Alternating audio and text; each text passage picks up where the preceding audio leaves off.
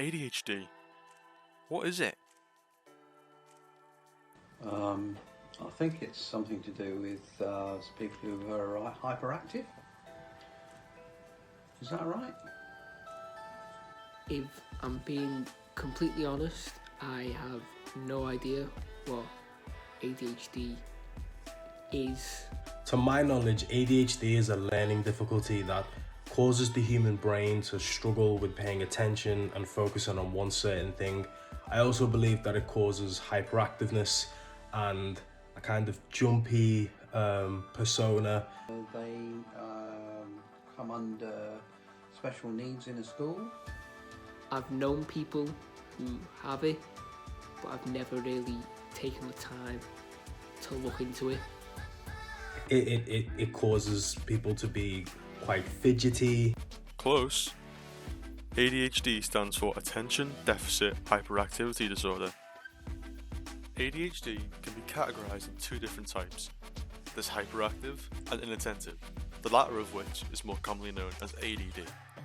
ADD will often go unnoticed as the symptoms are less obvious. ADHD has many symptoms, and everyone who has it shows a different variety. Some symptoms include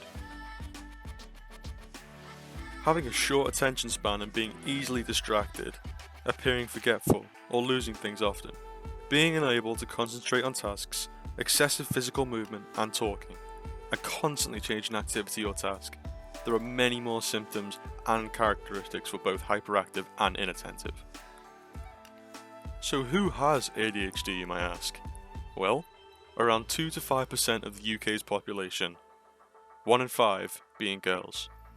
Although hyperactivity tends to decrease in adults over time, many adults still say that ADHD affects their daily life. ADHD can make simple tasks seem impossible, and inattentiveness tends to get worse as the pressures of adulthood increase. These include poor organisation skills, inability to focus or prioritise, forgetfulness, blurting out responses and often interrupting others, extreme impatience, impulsivity, and taking risks in activities such as driving.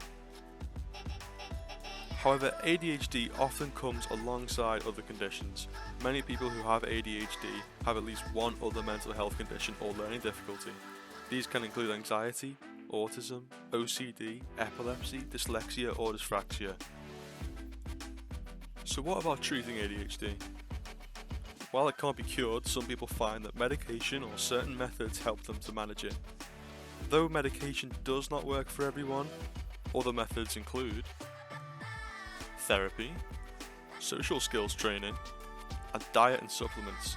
Everyone is different and has different needs. So why are you interested in ADHD? Maybe you have it and would like to learn more.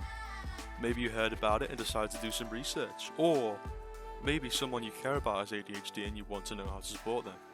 If so, this is where to start. Number 1, study up.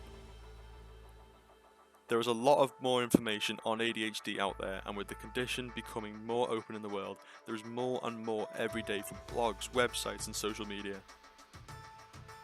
Number 2, separate the person from their symptoms. ADHD can be a stressful thing and can affect someone's relationships with everyone in their lives. They can forget things often, be impulsive, impatient, and find it difficult to prioritise. But remember, they are trying. So be patient and understanding and try to find the funny in stressful situations. Number 3, routine. People who have ADHD struggle with organisation and routine. So if you are able to assist with keeping them regular routines and simply reminding them on the small things they may forget, you could be helping them a lot. A little reminder here and there goes a long way. Don't forget that people with ADHD are creative, imaginative, resourceful, logical, outside the box thinking people. There are many people you may know that have ADHD, such as Michael Phelps, Sir Richard Branson, Jamie Oliver, Leonardo da Vinci, Justin Timberlake, and even Bill Gates. So don't underestimate them. There is lots more to learn about ADHD, and you can find more on the NHS website, adhduk.com, or simply go onto a social media platform and search for the ADHD hashtag, where there are tons of people sharing their experiences and talking about it. And if you have ADHD, don't forget to drink water today and finish that task you've been procrastinating.